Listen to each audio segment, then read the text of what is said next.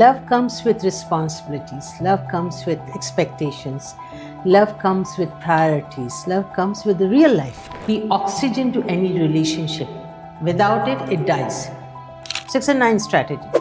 मेरा होना ना होना इनके लिए तो कोई फर्क नहीं पड़ता है, और मैं कुछ बोलती हूँ तो ये कुछ सुनते नहीं हैं। मैं क्या बोल रही हूँ वो समझ क्या रहे हैं, और जब मैं बोलती हूँ तो वो सुनना नहीं चाहते, वो चुपचाप रहते हैं, और जब मैं नहीं सुनती तो बोले तुम मेरी नहीं सुनती। तो usually they fight only on these things. It's not about who is right and who is wrong. Hello and welcome to Mind Works Paid podcast. We're very happy to have you here for another meaningful conversation around mental health, relationships, and emotional well-being. This is our second episode, and we are gonna discuss a topic that we've all spent countless hours thinking about it. It's romantic relationships, and more specifically, it is the stress that surrounds it. When we fall in love, when a relationship begins, it begins with hope and dreams and passion, and there's this curiosity to get to know a person. There are dreams that we build together, but as the time passes, the misunderstanding piles on.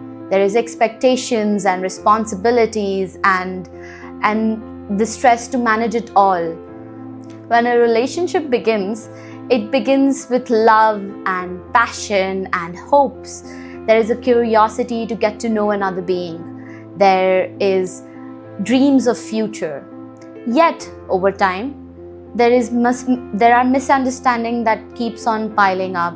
There are responsibilities and expectation, and there is a need to manage it all. And yes, that's what it leads to, a stressful environment. So why does it happen? What are the biggest stressors in a relationship? How do expectation and responsibilities changes when you get married or choose to cohabit with another being? And how can couple build better communication and relationship despite all of these challenges? To help us understand this all better, we have with us Dr. Siddiqa Hussain. Welcome, ma'am, and thank you so much for joining us today. So, I would like to start with a broader question, and that is, many couples genuinely love each other, yet they still have trouble with each other. They experience significant amount of stress in their relationship. Why does this happen? Is love not enough? Very good question, Rukaya, what you have asked, Jani. Yes, they start with love, okay, but love is not enough. Love comes with responsibilities. Love comes with expectations. Love comes with priorities. Love comes with the real life situations, okay. So when does the stress start building up is when there are unexpected expectations, unlimited expectations, irrational expectations, when they have their own priorities, when it's more of an individual priorities than the common priorities, where there are a lot of time changes, where they take each other for granted, when they unable to understand each other and communicate with each other more objectively than subjectively, then the stress starts building up between them. That's very well said, ma'am. And what you said about communication, that's the next thing I would like to talk to you about. What are the ways that we can have communication in such a way that leads to effective relationship? If you can let us know what are the ways. So before we talk about the different communications which can make the relationship better, let's understand how does it affect the relationship, okay? And as it is very well said that communication is the oxygen to any relationship. Without it, it dies. तो क्या होता है कि in communication assumptions आ जाते हैं, conversation की जगह assumption आ जाते हैं, हम पहले से assume कर लेते हैं कि ऐसा होने का है. अच्छा, दूसरा ऐसा लगता है कि कपल को ऐसा लगता है कि मैं तो आपको समझ जाना चाहिए, मेरे को बोलने की क्या ज़रूरत है. So we take it for granted. You should understand why I need to tell you. Now this is again an assumption. You have to speak what you have to speak. Then comes very unclear passive communication. कहना कुछ और चाहते हैं, बोलते कुछ और हैं. There is no direct communication. कुछ लोग, बहुत से कपल्स में मैंने देखा है कि तंज मारते हैं. Now be an active, like have an active communication instead of, if you want to motivate your spouse or if you want to motivate your partner. So that's another issue. Besides that, it's not very clear. The language is not used. There's a lot of accusation, blaming. We start accusing each other. So that creates more stress. मैंने बहुत बार देखा है कि couple में, बोलो ना क्या बोलना चाहते हो. Stop blaming me. Stop accusing me. What do you want to say that? तो ये सारे जो factors होते हैं जो unclear होते हैं, और there is indirect and indirect communication. Instead of communicating directly, they go through children, they go through other friends, they go through parents. तो ये नहीं होना चाहिए couple में. And this builds up the stress between them. So what actually the couple should do? The first is an active and direct communication. Speak straight away to the person what you want to do, what you want to say. Have an objective communication rather than subjective communication. This is what I want to ask, this is what I want to talk about. बिल्कुल खुल के, with an understanding that जो सामने वाला बंदा है वो आपको समझेगा. ये एक ट्रस्ट होना चाहिए, ये एक्सपेक्टेशन होना चाहिए. Often the spouse feels कि I'm not validated. जब मैं बोलती हूँ तो I'm not validated. No, make sure that when someone is talking to you, validate their thoughts, validate their feelings. That's also creates stress. As I said, straight away, open, active, direct communication of your thoughts and feelings, what you want to express. Beside that, make sure that it is to the task rather than going in the past, talking about others. उन्होंने ऐसा कहा था, वो लोग ऐसा कहते थे, तुम्हें तुम्हारी माँ ने ऐसा सिखाया. All these things create stress among couples. So make sure when you're talking to your spouse or talking to your partner, this is between one to one. No other factors should include in that. Then that communication is more healthy and more result oriented. I like what you said about result oriented. A lot of times it feels like, we're talking at each other instead of to each other. Yes. And that's a good point that you've made. A famous researcher, John Gottman, has said that the successful couples are not distinguished by the absence of the conflict. It's how they manage the conflicts. It's how they deal with the conflicts. It's how they resolve the conflicts. That's I think the key issue, how to have a conflict resolution after the fight. The fight a lot of time is not the problem, it's how we later deal with on it. Yeah, yes, how we deal exactly. with it. Yes. That's great. That leads me to another point about communication only. Like when two people are fighting, they see things differently. Even though they are experiencing that same situation, yet they perceive it so much different. How do we bridge that gap between this perception, this different perception between the couples, how they see things, how an individual see things on their own perspective? So when we are talking about a couple, Ruqayya, we are talking about two people, okay? And when we are talking about two people, it's very natural to have two perceptions. It cannot be the same perception. Each person looks at the thing in his own way, okay? And these are the perceptual differences we should have. Actually, to resolve a conflict or to deal with a situation, we should have two perceptions. But then, how well do you validate each other's perception? How well do you accept? Do you adopt? Do you, tolerate each other's perception? That is important. See, there's a very famous strategy which is called 6 and 9 strategy. You look at it as a 9, I look at it as 6. But do I accept it that you look at it as 9? And do you accept that I look at it as 6? No. We stand at our point, no, this is 6, no, this is 9. Then comes the problem. Because here we are not accepting each other. There can be many reasons behind this. There may be unresolved, unmet emotional needs. They maybe feel that, like suppose if you don't accept it as 6, then I feel, oh, he doesn't love me. Oh no, he doesn't agree with me. He's always against me. Because I have my preset assumptions about it. This is not the point. This is just that you're looking at 6. I should make you understand, no, it is not 9, it is 6. So how well do I communicate with you? And perceptual differences, they do lead to conflicts. But if the couple, if they decide that we both have a common topic, a common objective, we are working as team, not as I, so we instead of I, then we will look forward to resolve the issue. We will adopt, we will accept, we will talk to each other, we will understand each other's point of view, and then we'll move forward. But if we refuse to do that, then of course it leads to conflict, and gradually it leads to more stress in the life. I like what you said, that we have to discard the I and see it from the perspective of a we. That's very well said. So in your practice, what are the fights that keep coming up between couples? What are the things, the statements that keep coming up and you have to resolve? What are the common things? So what you are saying is that what do the couples mainly complain of? Okay. Yep. So like especially the wife would say कि मेरा होना ना होना इनके लिए तो कोई फर्क नहीं पड़ता है, और मैं कुछ बोलती हूँ तो ये कुछ सुनते नहीं हैं, मैं क्या बोल रही हूँ वो समझ क्या रहे हैं, और जब मैं बोलती हूँ तो वो सुनना नहीं चाहते, वो चुपचाप रहते हैं, और जब मैं नहीं सुनती हूँ तो बोले तुम मेरी नहीं सुनती हो. तो usually they fight only on these things, that you are not listening, you are not understanding me, you are not validating my point. These are the things. Okay, very simple.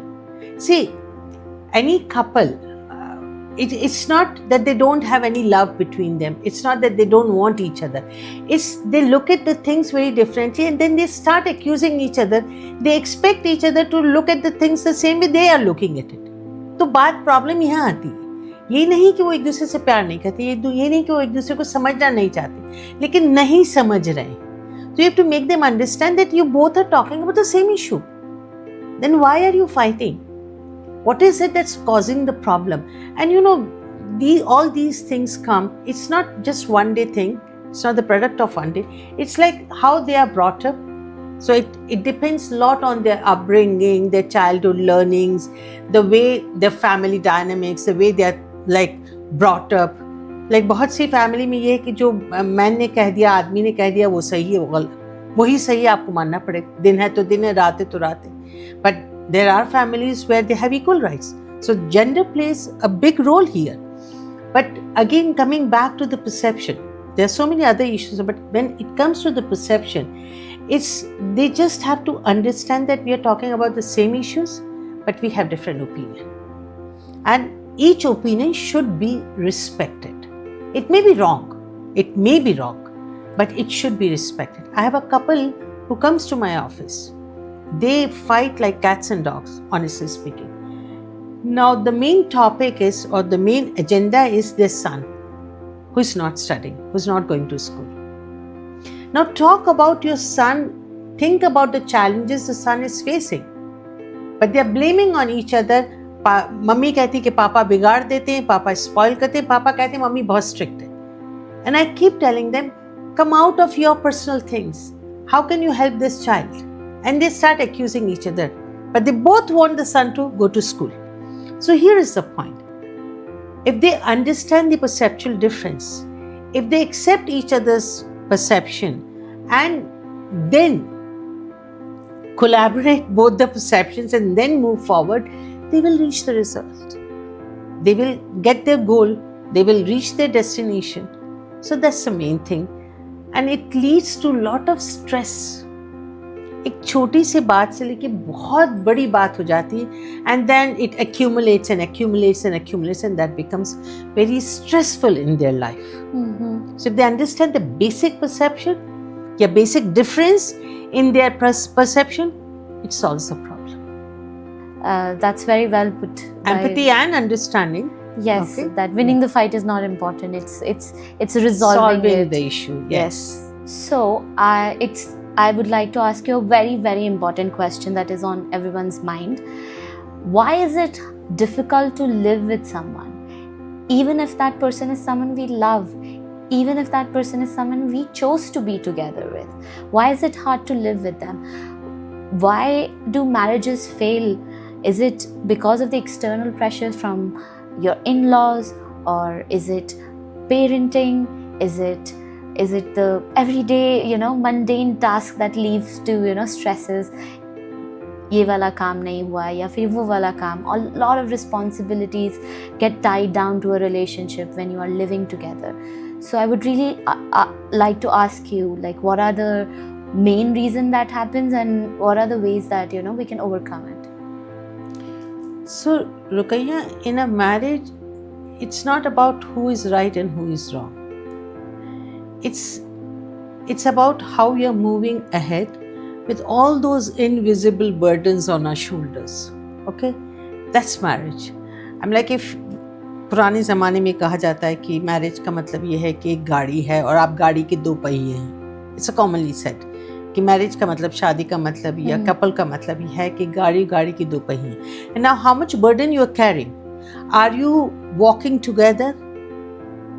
That is also important, because if you are partners, you walk together hand in hand. Not that one is walking ahead and one is walking behind, or one has more responsibility. There's a lot of burden on one side of the wheel of the cart, and the other side of the cart is empty. Then of course the cart is not going on or not driving properly, right? So marriage is how much burdens are you sharing together? Are you working as a team? Now, when it comes to parenting, for example, have you shared the responsibilities equally? When we talk about the parenting, like the first thing what you asked me, when we talk about the parenting, there are 4 different kinds of parenting. There's authoritarian, there is doormat, there is neglected. Nowadays it's there's an authoritarian, doormat, authoritative, which is active, and the last one, which is recently have come up, which is neglected, where the parents are sitting with their mobiles, they're sitting with their own things, and children are on their own. Okay, so these are the 4 kinds of parenting. Now, in a couple, who is doing what? There are families where I've seen the father is an authoritarian and mother is a doormat. So the child doesn't understand whom to follow. Okay, or the mother is authoritarian and father is a doormat, or the mother is a neglected one, she doesn't pay attention, she's busy in her own world, and father is an active parent.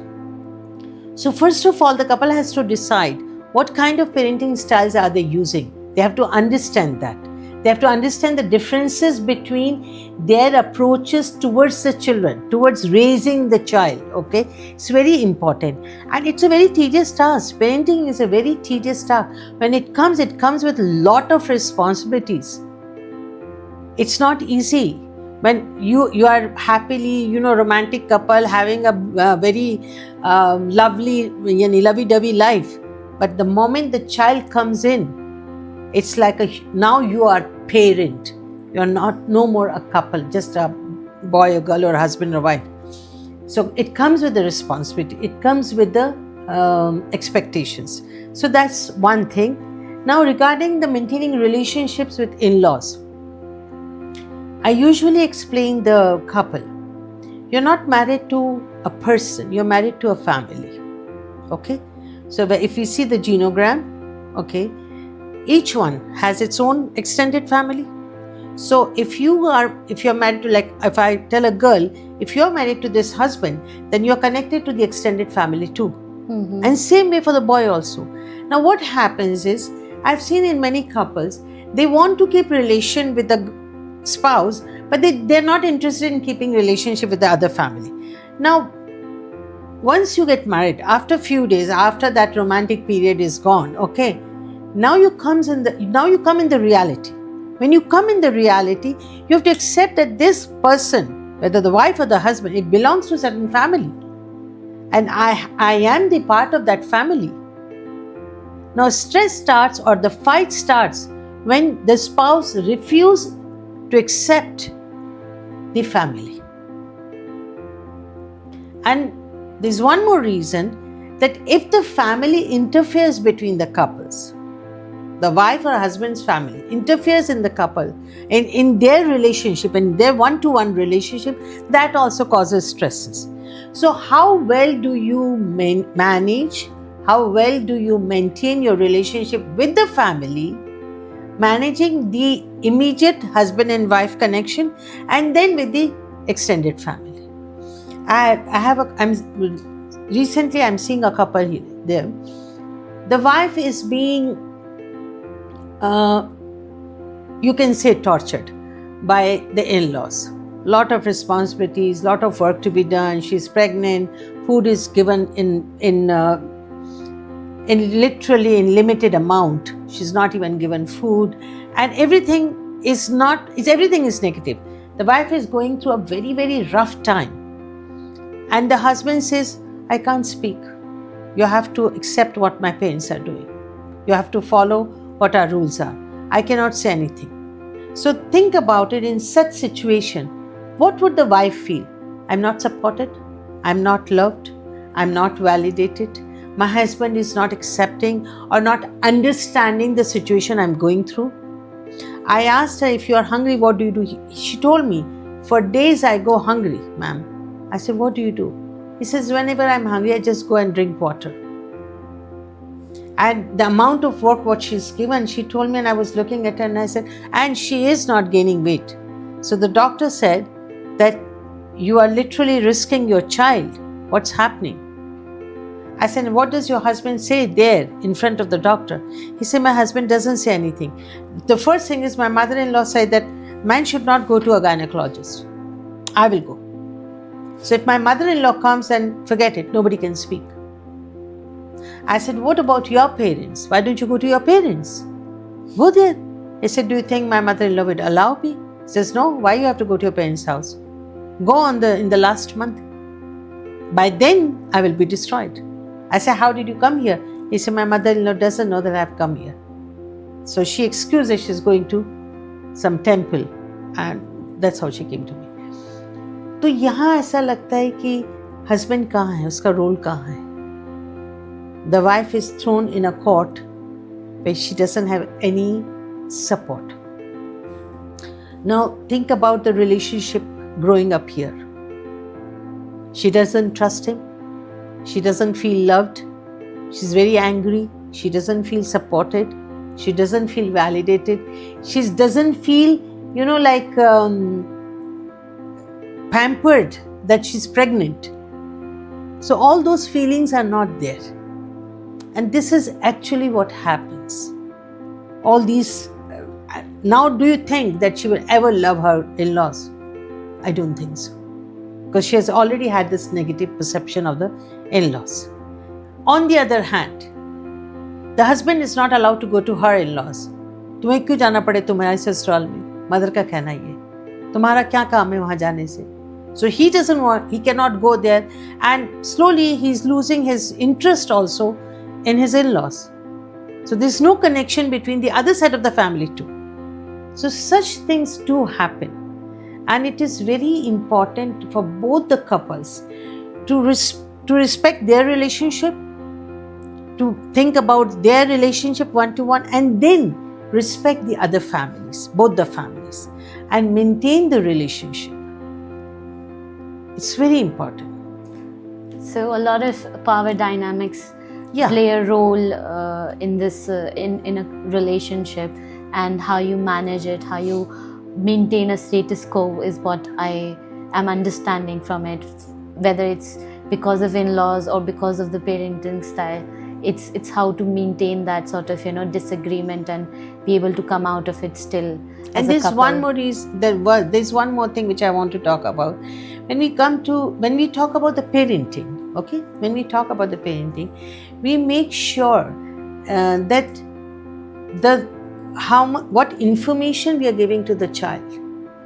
Parents are talking about something else. The grandparents are talking about something else. So there's so much of information, and the child is confused whom to follow, what to do. Okay? So I always tell the parents, come on one ground. If you make rules and regulations for your child, make sure that you all elders also follow those rules and regulations. Mom has said something not to do, which is permitted by the grandmother. Go ahead, do it. If my mom doesn't allow to eat chocolate, or if the father doesn't allow to see TV or sit on the mobile and play games, whereas the grandfather or grandmother says, go ahead, do it. So here the child, then what happens? Slowly the child starts playing between both of them. He starts manipulating between both of them. So that also causes stress in the family. And that also causes a lot of resentment between both the parents and the grandparents, because they don't know what to do with the child. Okay, so in parenting also the in-laws, the grandparents, of course they love. We know that they love, but they should follow certain rules of parenting. It's very important. Coming back to the other relationship, the other issues with the in-laws and other relationships with the extended family, which includes the siblings also. Okay, siblings of both the spouses, sibling also and parents also. Whenever you're doing something, whenever there is a project, whenever there is some conflict or some issue to be resolved, it has to be a teamwork. We take perception from each one and then apply the best one to resolve that conflict. Not that everyone is resolving in their own way and we don't know what is happening here, which leads to more conflict, more stress. So it's very important that they all work as a team. They all try to resolve the issue. They all try to understand each other. There has to be a mutual resolution of the conflict. There has to be open communication, direct communication with each other. Not that mother-in-law is going through the husband or going through the daughter or going to the sister-in-law. No, there has to be direct communication. And whatever the family rules are, regulations are, what are the family beliefs are, should be commonly expressed and accepted. There should not be any accusation or blaming or passive aggression or nothing like that. That's a good point that you made, that it's like a wheel, and there's a vehicle that we are, there's a burden of stuff, and a lot of people have to collaborate for this vehicle to move forward. I really, that was a very good point. And since we are on the topic of parenting, and it's a renowned fact that the most fight that happens between a couple is because of their kids. The second most one is on money, is about money. Couples fight a lot about that as well. So I would really like to know how finances of a couple play a role in stressing the relationship. Financial stress is one of the key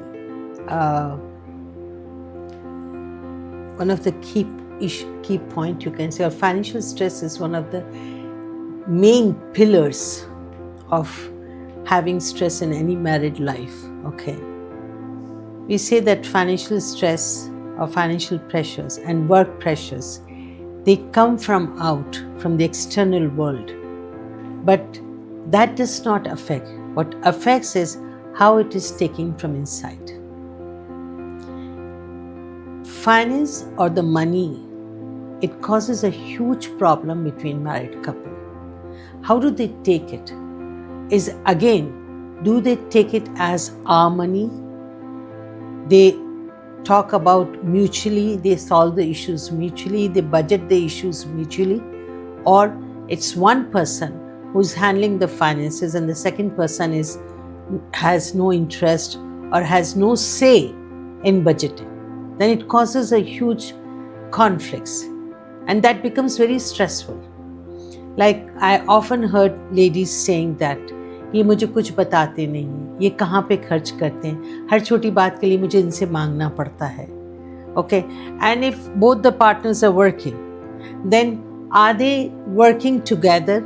Are they thinking about the budgeting part together? Or is it like तुम्हारा पैसा मेरा पैसा? Or are they doing like that, okay, we both share a certain amount in the house and then we manage it? I have a couple from, they live in Australia, and I had an online counseling with them. The major issue was the finance, okay? The man was asked to spend every single penny on the household things, on the traveling, on everything. And the wife used to say that, no, whatever I earn is my money. And again, it comes from the family where the ladies are not supposed to contribute, or ladies are not supposed to give any money. So, do you take it as our challenges, or do you take it as your fault, or it's your money, or it's your decision? How do you take it? How do you manage the finances? Because something like when you sit down and do budgeting, of course you share the responsibility. When you're talking about sharing the responsibility, finance is part of it, right? There also you share the responsibility. How well do you do that? How well do you communicate about it?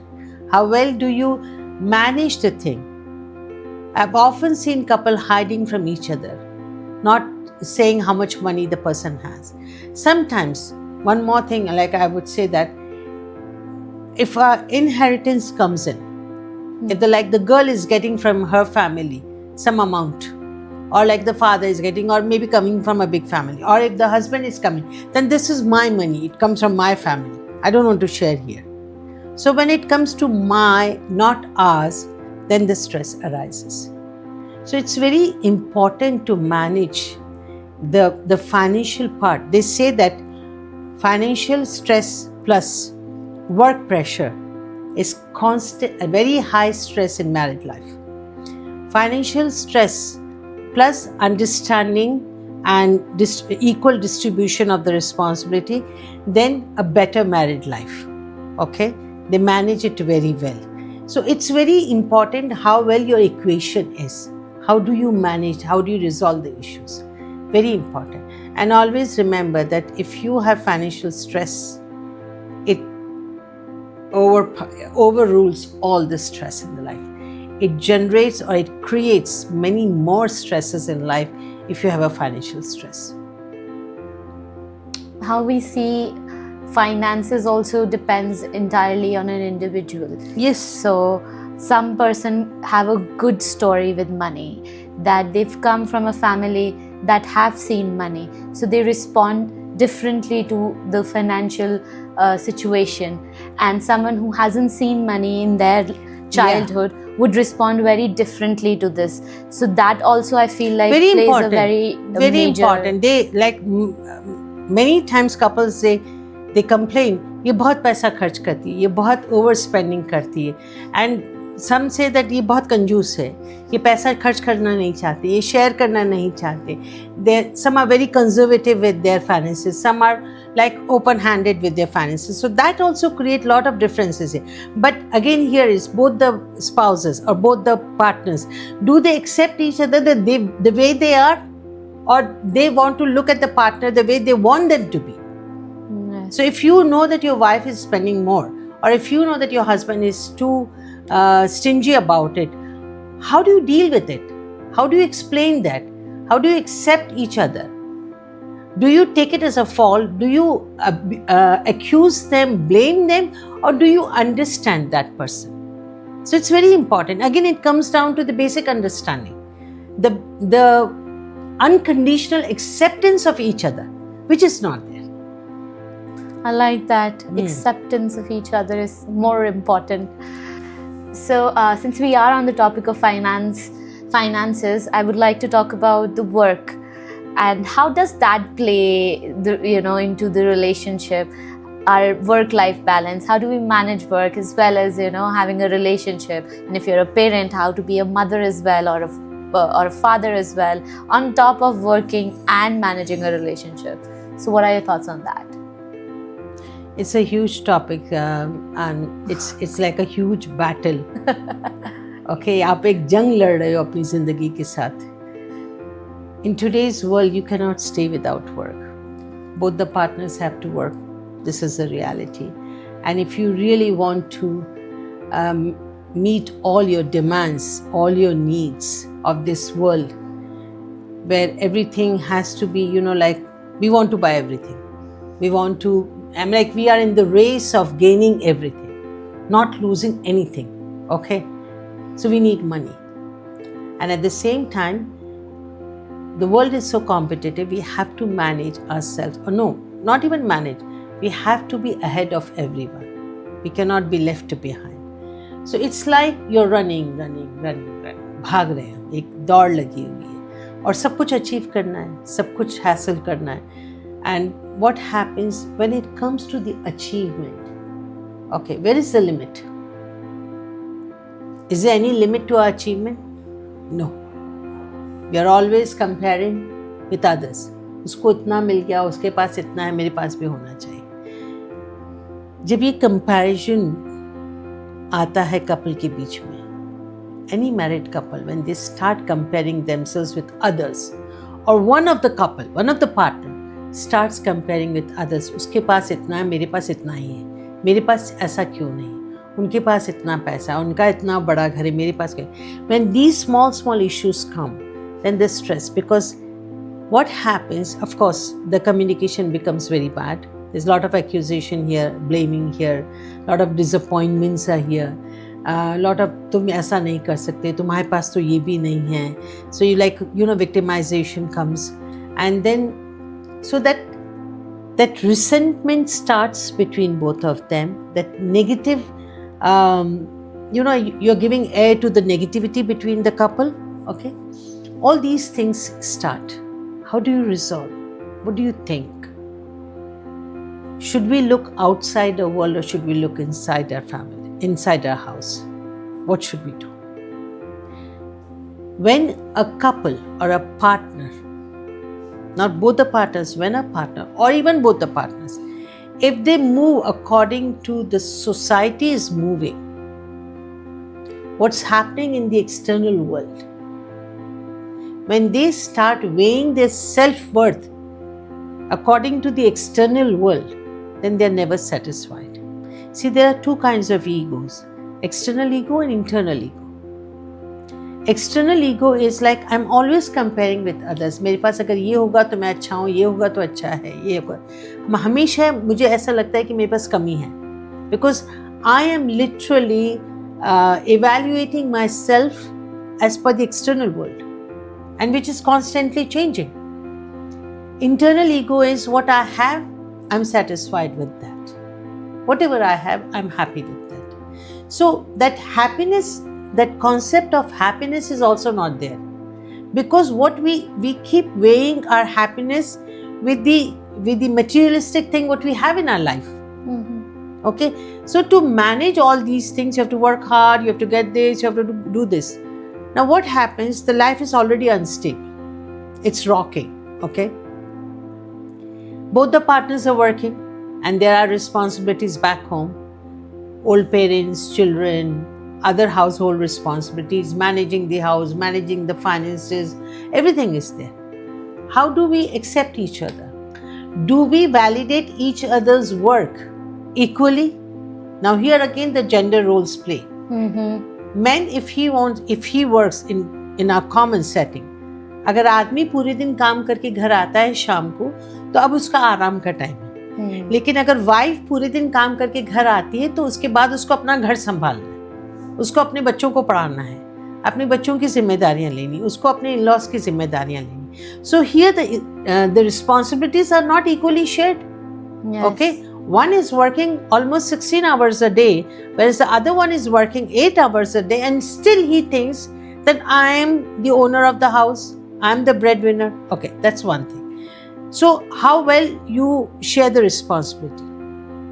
Even you can sit and teach your children. Even you can sit and share your, take your children out, do something, do all the activities. Unfortunately, nowadays, the children, they just not only go to school, they have a lot of tuitions and activities in the evening also. Yes. So it's like whole day, you have to do something for the children, right? So that's again is an added responsibility. The third thing is, how much do you validate each other's work? I've often seen if the ladies are working or getting better paid or having a higher jobs than men, it's not viewed or it's not accepted easily. Very few people they are really rational, open-hearted, they welcome it.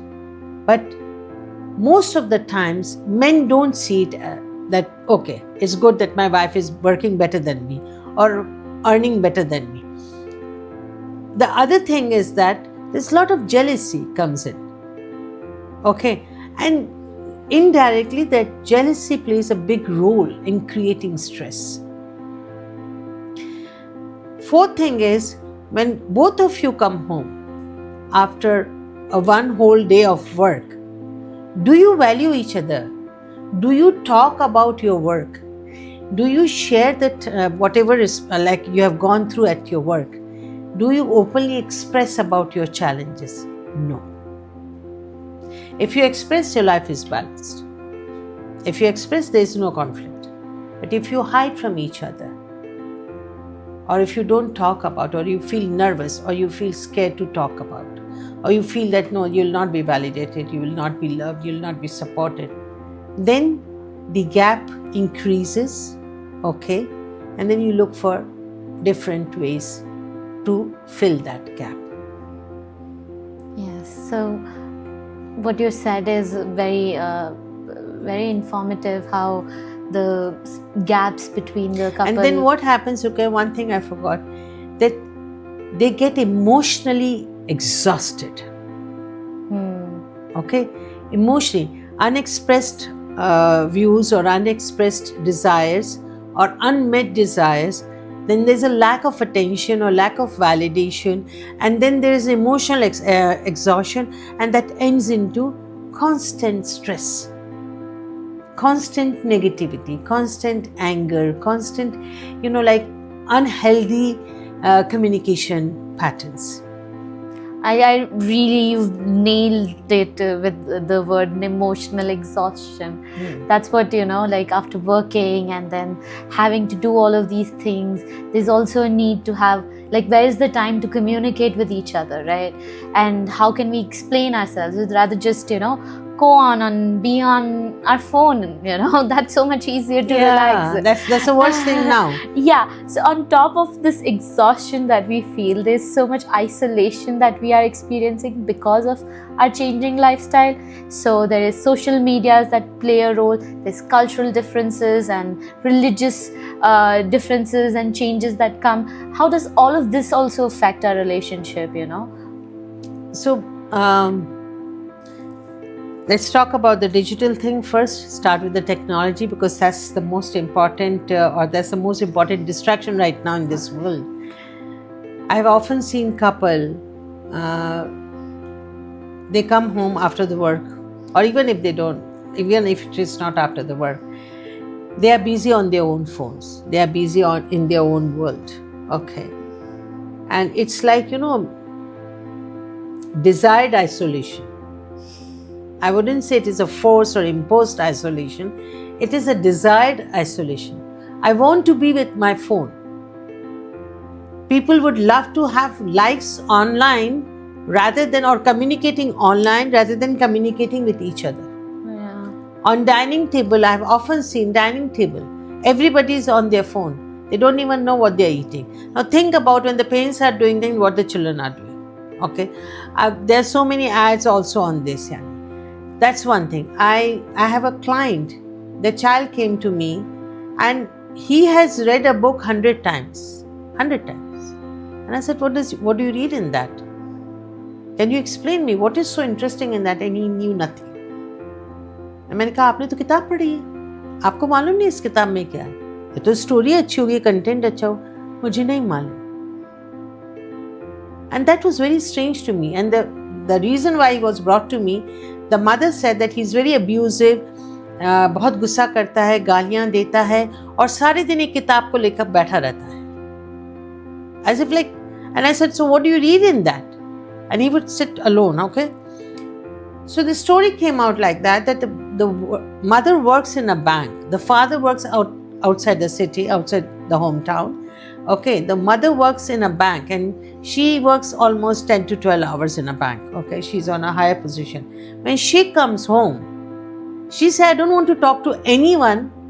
She would sit with her phone, check all her WhatsApp, eat her food, and then watch these reels, scroll down all these reels and go to sleep. And I was looking at the mother and I said, when do you have time to talk to your son?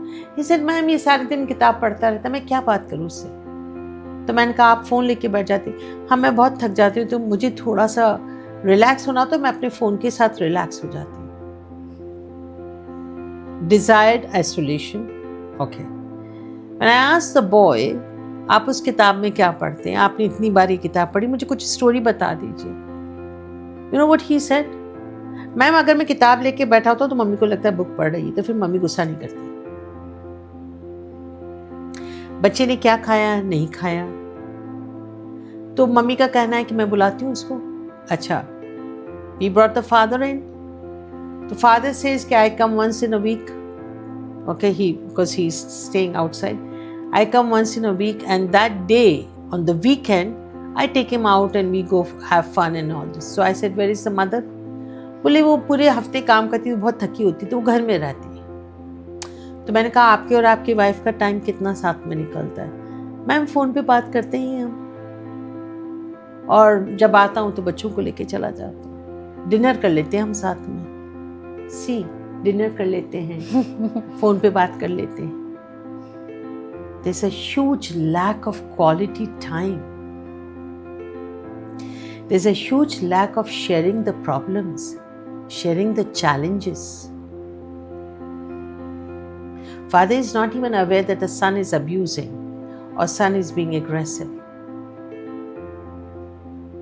And he's also self-hurting because he keeps picking his nails. So what happens here? What are we doing? So that's the digital world. Now, second, what did you ask me? Since we are discussing quality time, there is another topic that couples find it extremely difficult to talk about, which is intimacy. And why is emotional and physical intimacy so important in a relationship? And what happens when couples stop discussing these very important concerns they have?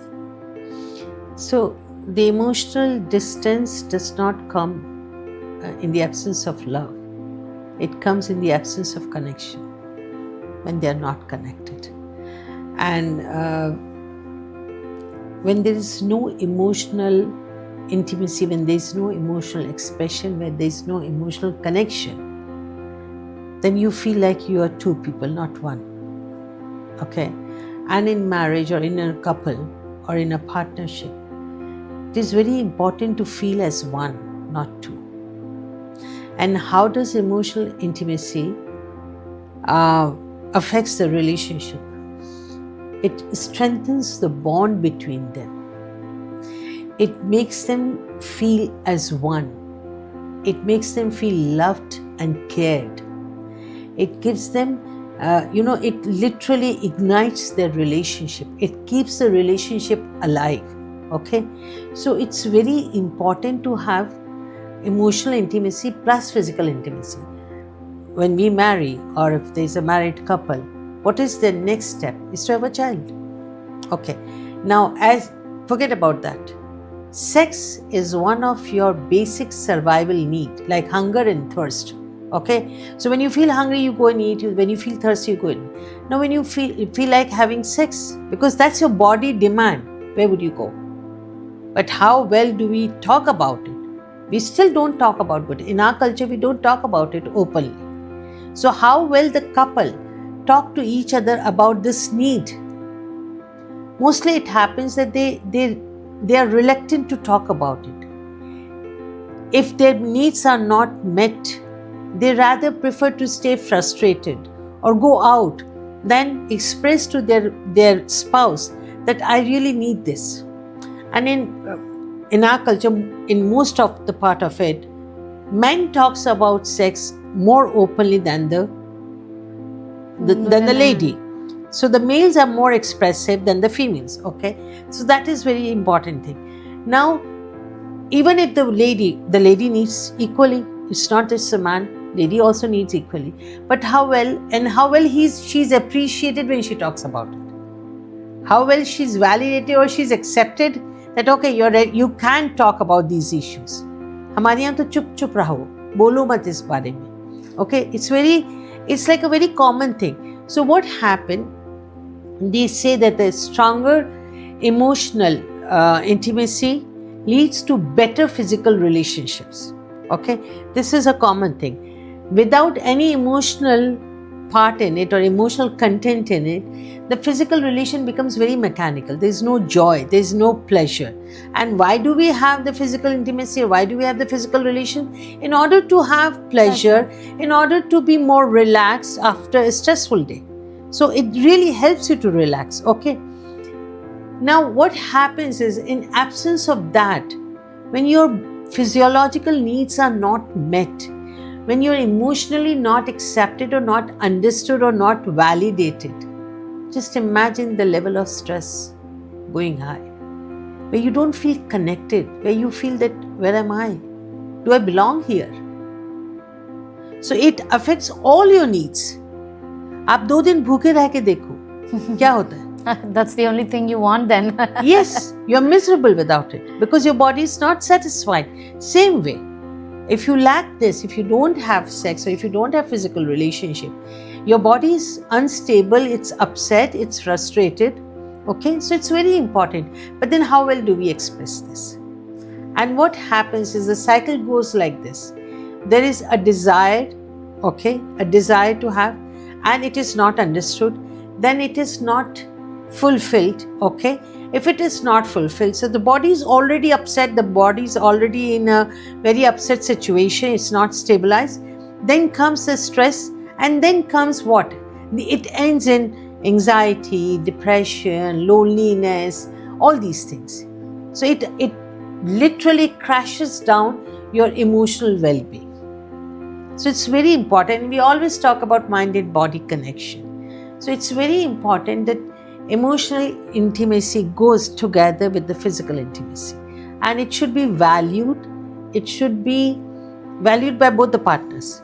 It should be understood by both the partners. So what you told about, how the expression of desire in men and women is different, and sorry about this. So as I have been quoting this John Gottman throughout my podcast, throughout this discussion, so what he says that when you know that your partner is available, is attentive, is there for you, okay, that becomes one of the highest predictors of strong relationship, a good relationship. So it's very important for both the spouses to be available to each other.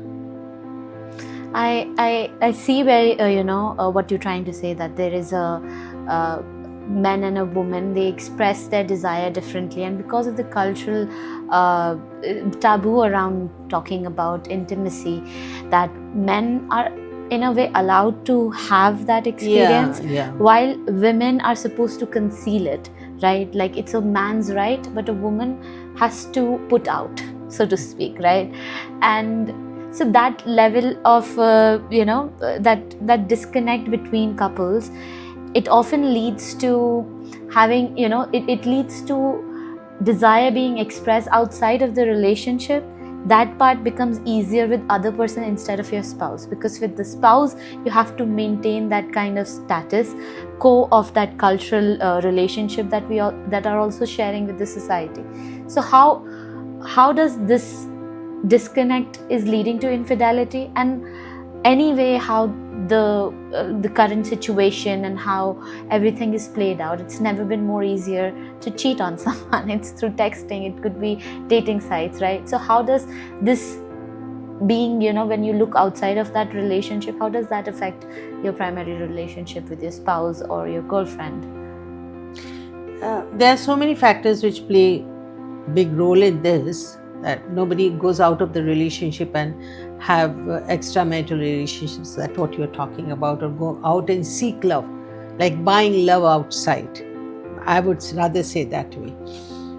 What happens in our culture, women are not easily, they're not allowed or to talk openly about sex. Even men sometimes, they don't talk about sex, And if one of the partner is little incompatible, or one of the partner is little weak, or one of the partner has some problem, physical problem, then it is seen as shame. and they don't want to be embarrassed in front of the people. They don't want to be embarrassed in the society or in the family. So they would rather stay quiet about it, that I have this problem. Many of them have some kind of these sexual problems, okay? They don't talk about it more openly. They don't take it as a medical problem. They don't take it as a physical problem. So they don't want to solve it. They don't want to go for the treatment, okay? Now what happens? The spouse, one of the partner is not doing that. The second partner is suffering. She or he cannot even talk about it because this is a private thing between both the partners. Now, should they go out and talk to a professional, talk to a doctor that we have this problem and we want to have normal, happy married life? Or should they stay quiet about it? And in our society, generally the females are blamed. तुम खुश नहीं रखती हो, तुम खुश नहीं करती हो. It's common thing. But men also, they suffer from these problems and they find it very difficult, very embarrassed to speak about it. So that's one thing. There's a huge roadblock for them. Okay, that's one thing. Now, in such situations, when there is a constant stress, a constant, like एक खिंचाव रहता है दोनों husband wife के बीच में कि हम बोलना भी चाहते हैं, हम बोल भी नहीं पाते कि हमारी जिंदगी में ये कमी है और हमें इस कमी को पूरा करना है. तो हम बोलना भी चाहते हैं लेकिन बोल नहीं सकते. क्या कहेंगे कि भाई आदमी में ये कमी है, औरत में ये कमी, तो बोल भी नहीं पाते क्योंकि बहुत बड़ी बात है. This is because of our cultural norms. You can not talk about it. Okay, so what happens then? They find, so this gap widens, ये खिंचाव बढ़ता जाता है, and slowly the spouse, they look for attention outside their marriage. And it doesn't start कि भाई a woman will go out and sleep with someone or a man will go out and sleep with someone. If the man goes out and sleep with someone, it's like, okay, fine, they're having just going for the sex. But having a relationship outside the marriage, it starts with a little emotional attraction, emotional intimacy, okay, emotional connection. They start slowly having a friendship, and then they start feeling that, okay, this person understands me, or I feel loved, or I feel attended, or I feel, cared, appreciated, all these kind of. So that appreciation or that small, simple connection, that leads to physical intimacy, that leads to a proper relationship. So it doesn't happen in a day. It takes time. I see a couple where the husband and wife, they don't have relation because the husband drinks a lot and the wife refuses to sleep with him. She says, I'm not going to. This is my condition. If you want to have sex with me, you have to stop drinking. And the man says, I'm not going to stop drinking. Because if he stops drinking, then again he has a peer pressure कि भाई क्यों पीना, क्या है, मतलब they start humiliating that man or putting him down, invalidating कि क्या problem है, पियो. And somewhere it is common also. So what happens here? The wife avoids. Now the man started drinking, going out with the group. Then he met someone who really appreciates his drinking, who has no problem with his drinking, started talking to that lady, and slowly, within a span of time, they both got very close. And on the other side, the lady also had some problem with her husband. So these two, you can say the man and the women, started sharing their common problems, what they face with their own spouses. And that's how they got close to each other. And with after the emotional intimacy, which led to the physical intimacy, and now they are having good relationship. But do they marry? No. Because it is not accepted easily in our society. There are so many other factors which stop them from getting divorced, or which is, in my opinion, divorce would be better solution. But no, the social image, what will I tell people, why did I divorce, and what were the reasons, why we were not happy with each other. So many questions come. Why he doesn't like me, why he doesn't appreciate me, what was wrong, and beside that the family would ask. So what happens in such situation? Now the question is the extramarital relationship wrong or right? That's a question. It's a big question. For and, sure. And they do ask me, हम गलत कर रहे हैं क्या? अच्छा, अगर आप गलत नहीं कर रहे हैं तो आप छुपा क्यों रहे हैं उसको? When you know, when you're guilty about it, that you are doing something wrong, so you're hiding that relationship. Then again causing that frustration, causing anxiety within yourself, causing stress for you because you're hiding a relationship to save your societal image or to save your image in front of your family and your wife, or the lady is in front of your husband and your family. Okay? So here what happens, there lacks the transparency between husband and wife. They're not transparent. They're not open. They're not expressive about their issues. If they both accept their issue, what they're facing, and try to resolve the issue on time, okay, do not procrastinate, do not wait for it to happen. On time, if they resolve the issue, then I don't think so this discord will ever happen. Mm-hmm. But what happens is they stay quiet, and then it takes a different route. So always whenever the couple, they come to me or whenever they talk about these issues, I really want them to focus on from where did they start distracting from their track. What was that point? Not only this, there can be many reasons: parental interference, financial problems, other issues. There can be many issues for distracting from the track. Okay, so I always tell the couple, watch out. Where is it that you lost interest in your partner? That you're no more emotionally connected to the person? Watch at that point and try to resolve there rather than seeking love outside. It's just like buying love outside. Okay? So that was a very interesting conversation that I had with you, and I hope our listeners are also happy with so much information and so much valuable information that you've given us in how to navigate, one of the most personal thing that affects us every day, and it is very close to our heart as well. When romantic relationship have problems, it kind of takes over your life. That's the only thing that goes in your head.